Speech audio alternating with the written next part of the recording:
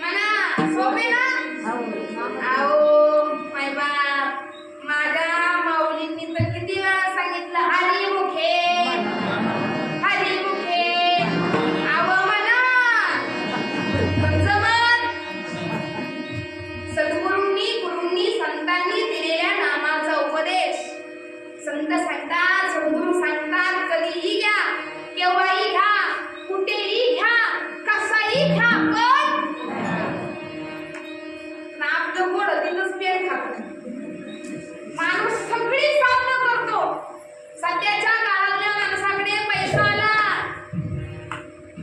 पैसा गाठीशी असल्यामुळे माणूस लांब गेला. कोण महाकालला गेलं, कोण केदारनाथला गेलं, कोण काशीला गेलं. खरं खरं सांगा गड्या, मी म्हणते एवढं जवळ भगवंत आहे. ज्यानं करमाळ्यात राहिले ना त्यानं खोलेश्वराची अंतःकरणपूर्वक पूजा करावी. जे आमच्या बारामती भागात आहे ना तिथे आमच्या, खरं सांगते, आज खोलेश्वर भगवंताच्या अगदी समुखात आपण बसलेलो आहोत. बारामती माणसाला वाटतं विकासानं फार मोठी झाली, पैसा पाण्यानं मोठी झाली, पण मी म्हणते हे मुद्दे जरा बाजूला ठेवा. बारामतीचं सगळ्यात मोठं वैभव कोणतं माहितीये? शिवलीलामृत ग्रंथाच्या 14व्या अध्यायामध्ये आमच्या बारामतीचा आलेला उल्लेख. श्रीधर स्वामींनी शिवलीलामृत ग्रंथ लिहून जर कुठं पूर्ण केला असेल तर तो केला आमच्या बारामतीमध्ये. आता त्याच्यावर ओवी आहे श्रीधर स्वामींची. ब्रह्म कमंडलूच्या तिरी द्वादशमती नामनगरी आद्य ग्रंथ निर्धारी तेथेची झाला जाणीजे. आता थोडी ओवी कळाली नसेल, फोन करून सांगते. ब्रह्म कमंडलू अर्थात करामाईच्या तिरी, करा नावाची नदी. द्वादशमती नामनगरी, द्वादशमती म्हणजे बारामती, बरोबर ना? हा, चुकलं नाही ना? द्वादशमती म्हणजे बारामती. आद्य ग्रंथ निर्धारी तेथेची झाला जाणीजे. करा बारामती, करामाईच्या तीरावर बारामती नावाच्या नगरीमध्ये श्रीधर स्वामींनी श्री काशी विश्वेश्वर मंदिरामध्ये ग्रंथ लिहून पूर्ण केला. आणि माझं सौभाग्य असं 2012 साली माझ्या सद्गुरूंनी, श्री संत सद्गुरू तळेगावचे माझे जाधव बाबांनी मला सर्वात प्रथम तळेगावामध्ये सेवेसाठी उभं केलं. मोठाला भरून सेवा करायला शिकवलं. आणि त्यानंतर बाहेर जर सगळ्यात आधी पहिला कार्यक्रम कुठे झाला असेल तर तो कार्यक्रम झाला माझ्या काशीश्वर भगवंताच्या मंदिरामध्ये. आणि माझं सौभाग्य, माझं परमभाग्य की 2012 सालपासून आताच्या 2026 पर्यंत तेथील गोकुळ अष्टमीच्या अखंड हरिनाम सप्ताहामध्ये असा एकही सप्ताह गेला नाही की ज्या सप्ताहामध्ये मला सेवेचं भाग्य लाभलं नाही. आणि याच्याही पुढे जाऊन सांगते, 2 वर्ष कोरोनाच्या कालावधीमध्ये गेली, पण त्याच्याही पलीकडे फार गोड माझं तुम्हाला सांगणे की काशी विश्वेश्वर भगवंत काय, सिद्धेश्वर काय, खोलेश्वर काय, उज्जैनचा महाकाल काय, आणि अजून कुठलंही दैवत असू द्या, महादेव सगळीकडून एक आहे. याच्याही पलीकडे जाऊन सांगितलं. नाथ बाबांनी सांगितलंय की हे उपद्व्याप जवळ दैवत असताना बाहेर फिरायची काय गरज आहे तुम्हाला? एवढं जवळ दैवत आहे ना, मग महाकालला जाण्याची काय गरज आहे? उपद्व्याप करत बसू नका. खऱ्या परमार्थाचा शोध घ्या. पण तुम्ही आम्ही खऱ्या परमार्थाला मुक्तो. माझ्या बोलण्याचा तुम्हाला जरा राग येईल, पण हे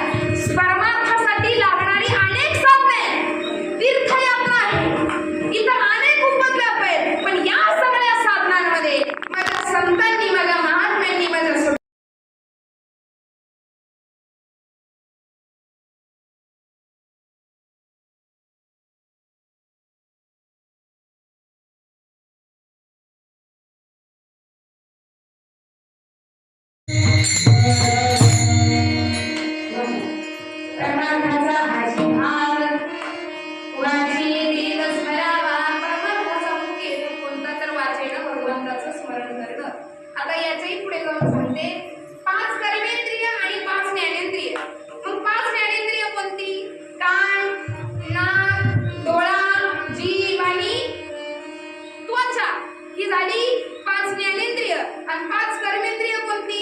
हात, पाय, गुप्तद्वार, मूत्रद्वार आणि 5वं कर्मेंद्रिय ज्याला म्हटलं जातं वाचा.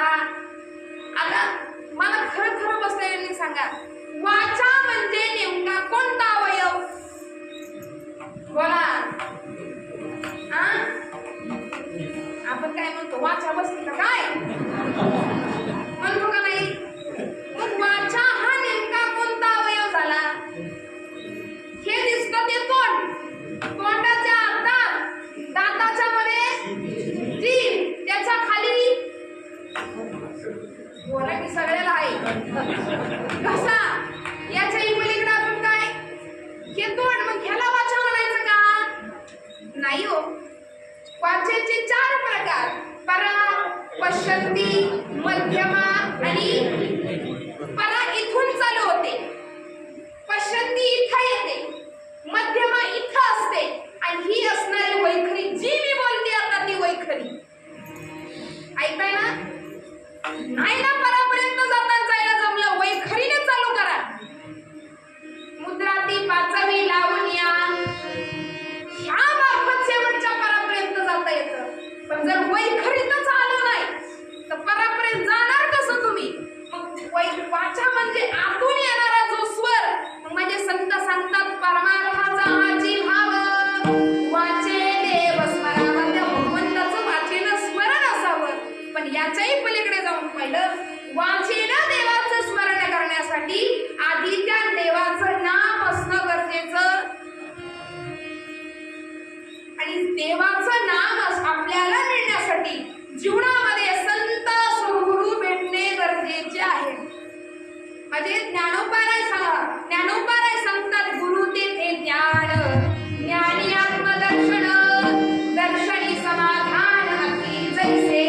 आणि या भूमीच्या आधी श्रीमद भगवद्गीतेमध्ये भगवान परमात्मा अर्जुनाला सांगतात, तत्विती प्रणिपातेन परिप्रश्नेन सेवया उपदेशन्ति ते ज्ञानम ज्ञानीन तत्वदर्शिनः.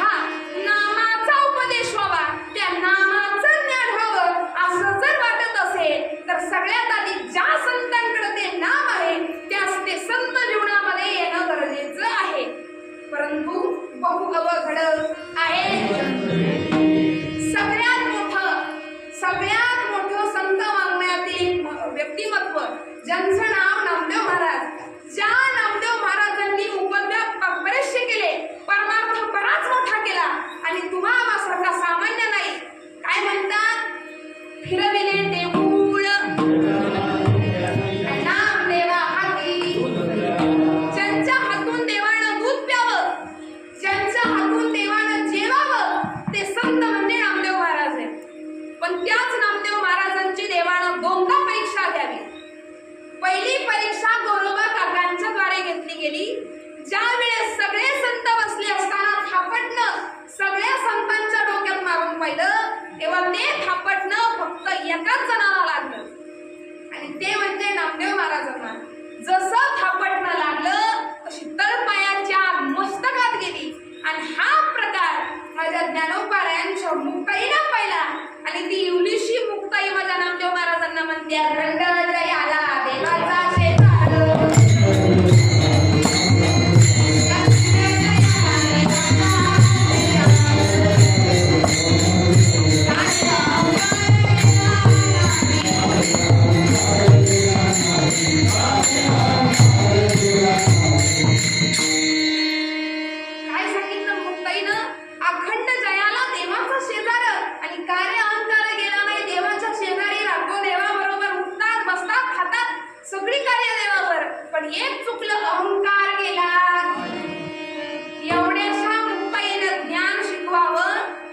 नामदेव महाराजांची तळपायाच्या मस्तकाला गेली, पाय आपटत देवाकडे आले आणि देवाला सांगावं, देवा माझ्याबाबतीत असं घडलं.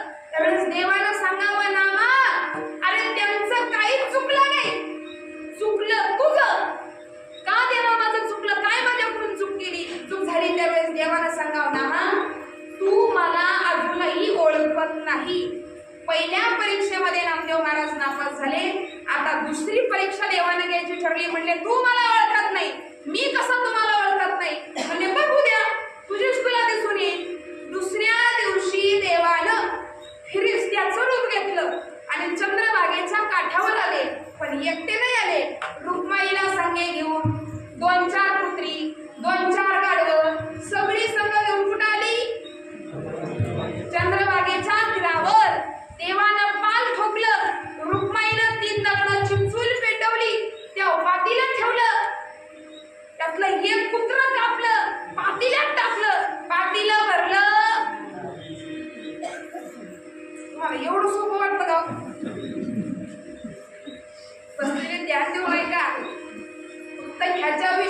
मारायचं नाही, त्याच्या पाठीमागचं तथ्य जाणून घेण्याचा प्रयत्न करा. एक कुत्रा कापलं, पाटीला टाकलं, पाटीलं भरलं नाही, दुसरं कापलं तरी तोच प्रकार. आणि मग त्या रुपयानं देवाला हात मारली. अहो तेवढ्यानं बी बाधा ना, तेव्हा देवानं सांगाव तिसरं बी काप, आणि त्यात नाही भरलं ना, ती जी आंघोळ करते ना त्याला धरून काप. आणि आंघोळ करायला कोण आलतं? जसं हे शब्द कानावर पडले ना तसं ओल्या भोकरा सकट धुवून ठोकली. डायरेक्ट मंदिरात देव मला वाचवा, देव मला वाचवा, इकडे देव. त्यांच्या आधी मंदिराच्या जोरात तो शिरोमणी देवाला विचारलं काय झालं करायला. मग सगळा प्रकार देवाला सांगितला. आणि मग त्यावेळेस देवानं हसत हसत हा प्रकार ऐकावा. मग नामदेव महाराजांचं लक्षात यावं. मग नामदेव महाराजांनी म्हणावं देवा तुम्ही होता. मग म्हणले 2-4 कुत्री, तिथंच गप्प बसायचं होतं का नाही, पुढं जायची गरज होती का. पण नामदेव महाराज म्हणले देवा ती 2-4 कुत्री. देवाला सांगावं 4 नाही 6. कोणती?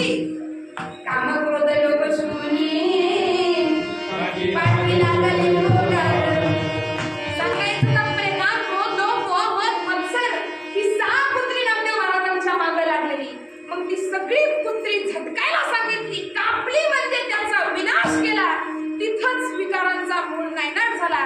पण खऱ्या अर्थानं अहंकार गेला नाही. म्हणून त्या देवानं नामदेव महाराजांना औंढ्यानाथला पाठवलं. आणि कुणाकडे पाठवलं? खरी प्राप्तीसी उपाय संताविना प्राप्ती नाही. हे जे प्रमाण आहेत ना की ज्या संतांनी दिली ना ते संत मोह येत नाहीत. संतांकडे 2 गोष्टी असतात, अनुभव आले अंगात ते या जगात, हा पहिला. आणि दुसरी गोष्ट म्हणजे जर संतांचं स्वतःचे अनुभव नसतील तर मग तुका म्हणे नाही विश्वासजान आणि पाहावे पुराणी. एक तर शास्त्राचा अनुभव असतो आणि दुसरी गोष्ट स्वतःला आलेले अनुभव. मग संत जर देत असतील संताविना प्राप्ती किंवा सद्गुरु वाचोनी सांगडेना घरामे ते पाय. मग देवानं तो अहंकार घालवण्यासाठी नामदेव महाराजांना विसोबा खेचरांकडे पाठवावं. आणि विसोबा खेचरांकडे गेल्यानंतर आता त्याला ध्यान देऊ नाही का बरं. विसोबा खेचरांकडे ज्यावेळेस नामदेव महाराजांनी जावं त्यावेळेस समोर असलेलं दृश्य नामदेव महाराजांना बघवण असं झालं. एक म्हातारा माणूस महादेवाच्या पिंडीवर पाय ठेवून झोपला होता. नामदेव महाराज म्हणाले म्हातारा झाला कळत नाही का तुम्हाला, कुठे पाय ठेवता.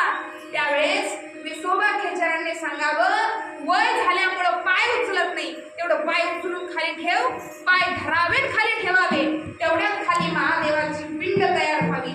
असं 5-6 वेळा केलं. आणि मग नामदेव महाराज काय ते समजायचे ते समजले. पाय धरून रडायला लागले, माफी मागितली, क्षमा मागितली, माझं चुकलं म्हणले. त्यावेळेस विसोबा खेचरांनी म्हणावं नामा तुला देवानं इकडं पाठवलं ना. होय स्वामी मला देवानंच पाठवलं. विसोबा खेचरांनी त्या नामाचा बोध केला आणि त्याच जागेवर बसून त्या नामाचं चिंतन करायला लावलं. म्हटले नाही तुगच बैसोनी निवांत बैसोनी निवांत बैसोनी निवांत शुद्ध करीची बैसोनी निवांत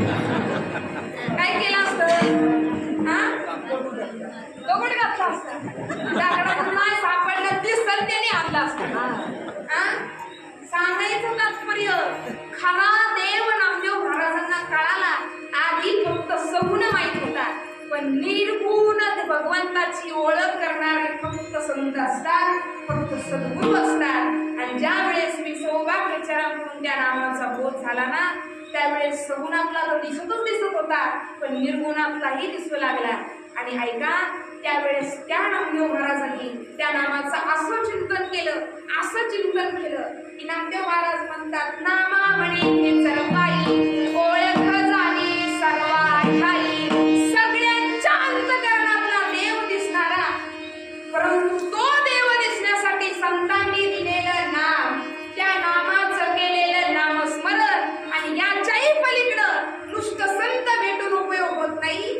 संसारामध्ये पती पत्नीमध्ये जसा विश्वास लागतो संसारामध्ये प्रपंच करत असताना जशी विश्वासाची गरज असते तसं परमार्थ करत असताना साधकाचा शिष्याचा संतांवर विश्वास असावा त्या साधकाचा देवावर विश्वास असावा आणि विश्वास हा असा तसा नसावा संसारात बघा तुम्ही विश्वास नसल नातं टिकतं का हो बोला टिकलं तर टिकलं नाही तर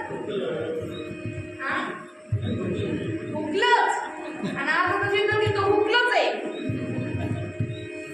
जसं संसार विश्वासाशिवाय चालत नाही तसं परमार्थ चालतो का संतांविषयी विश्वास असावा देवाविषयी विश्वास असावा आणि ऐका इतका विश्वास असावा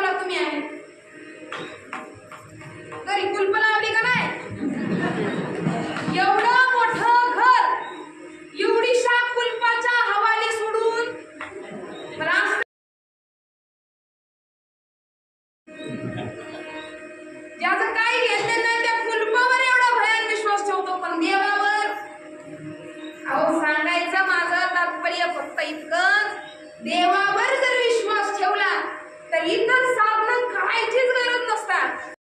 टाळ्या वाजवा. एक गोष्ट सांगून जाते, माफी मागून बोलत्या. मी म्हणते एक वेळ ज्यानं छान गायलं, ज्यानं छान बोल वाजवलं त्यांच्यासाठी वाजवू नका, पण त्या व्यक्तीमध्ये असणारी जी कला आहे, त्या व्यक्तीमध्ये असणारी जी सरस्वती माता आहे, टाळी वाजवायची त्यांच्यासाठी. आता तरी वाजवा.